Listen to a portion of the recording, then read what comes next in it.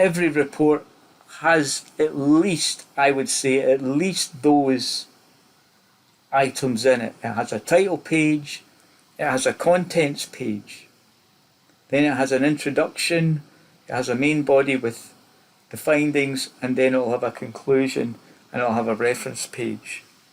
That's your minimum for a report structure. This is where the first point comes from when I said highly structured. Okay, the contents page is very important because it helps you navigate a report. Also, in a report, it has headings that clearly show you what's going on in each section. So when you give a section a heading, make sure that the heading describes what's going on in the paragraph. So sometimes you will make a heading and then you'll write the section. What I would say is double check that that heading does the job, because the more accurate your heading, the better, the easier it is to navigate your report. And the headings are the thing that goes in the contents page, as I mentioned before. So if you have headings that are relevant and explain what's on in each section, your report will be easy to navigate, and that's one of the purposes of a report. I could pick up a report and I'm only interested in one thing, one section, one part of it. So I go to the contents page, I look for that section, I find the page number and I go and read it. If your sections are vague, the headings are vague or don't explain what's going on, I'm not going to find what I'm looking for, and that defeats the purpose of a contents page. Make the information easy to find.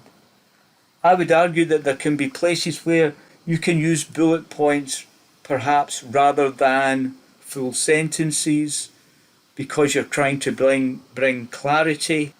Therefore, shorter, more concise paragraphs and the use of bullet points can help improve the impact of your report.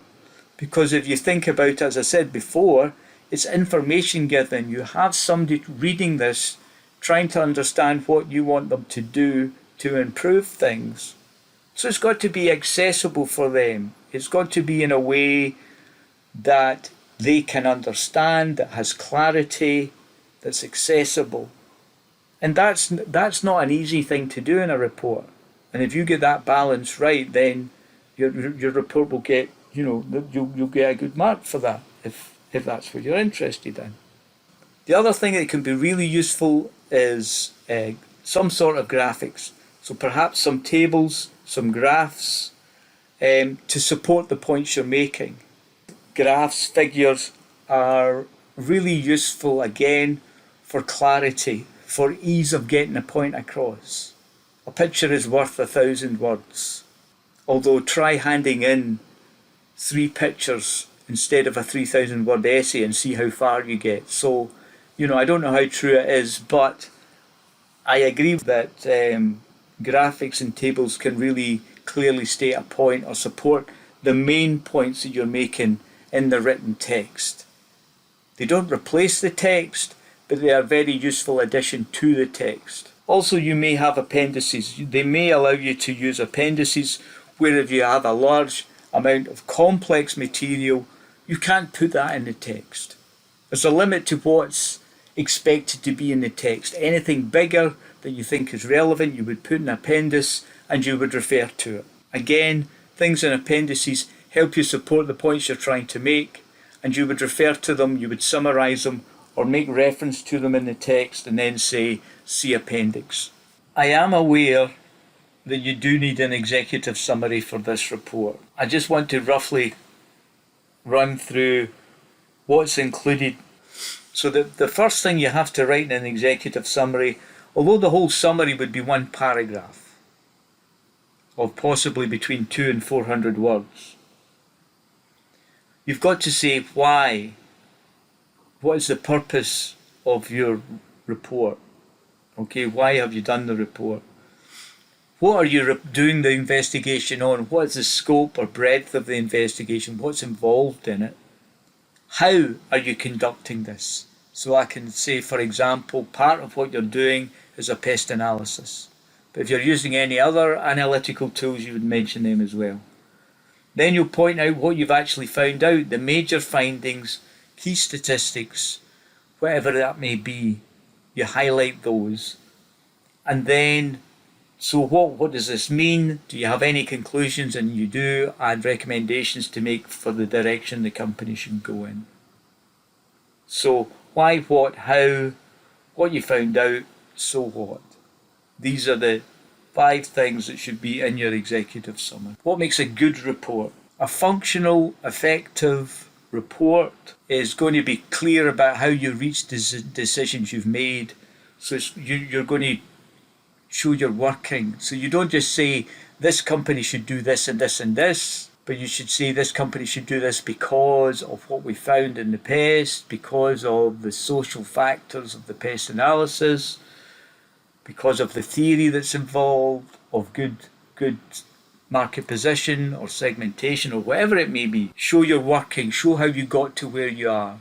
In part, that's very important because it backs up what you say. Then we can give you credit for the way you've gone about it. If you show you're working, we can give you credit for what you've done. If you don't show you're working, if you don't tell us how you ride it, it might be the right answers, it might be the correct things to do, but we can't give you any extra marks for it. Because you're working in a group and there's 4 or 5 of you, then this part is really important, that you make sure everything links and makes sense. Don't have loose ends. I think that is really important. So what do I mean by no loose ends? Make sure that if something is talked about in the introduction or something is talked about in the past, that then it is followed through and makes its way through to a possible recommendation or something to be considered in the marketing mix. The problems when you don't link up is you mention something that seems to be important and then it kind of disappears and it's not considered later on in the report. So the people, you have to talk to each other and look at each other's work to make sure that everything links up and there's a chain that carries everything through so that all your recommendations lead back to something that you've alluded to in the report, and everything that you've discovered or is important comes forward and is dealt with when it comes to decisions about what the company should do. This is a really difficult thing to do, but it's really important. You've got a word count, and that makes it important that you don't waste words, so you don't be overly wordy. And to do that, then what you have to do is get this balance between being understood but being concise. So making your points with the least amount of words possible. And I think I sum it up reasonably well by saying being able to write just enough to make your point in a clear and understandable way. There is no need for anything after this. When you think of an essay where you have perhaps more word count, or the questions asking you to go into more detail or to explain more, that's not really a luxury you have in a report. A report is very much the function of doing what it's asked to do. And when you can be concise but understood, you're being very effective with your word count, and that does allow you to say more. Because word count can be at a premium in a report.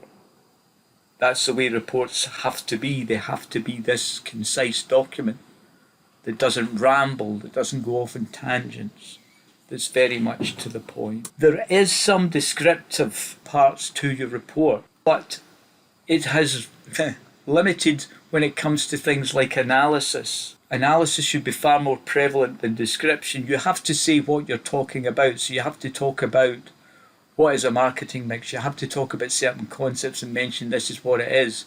But this is going to be very brief, but you're going to be more important about what you're going to do with it, how it's going to function, what's going to happen. So that makes it much more about the why than the what. Why have you made, not what your decision is, why have you made that decision? And keep that balance. The analysis of how you came to your decisions, why you're doing things is much more relevant, and the description has a limited function of setting things up, introducing the concept that you're going to analyse. So finally, this is a question to apply to what you've written. Does what I'm writing help me answer the question?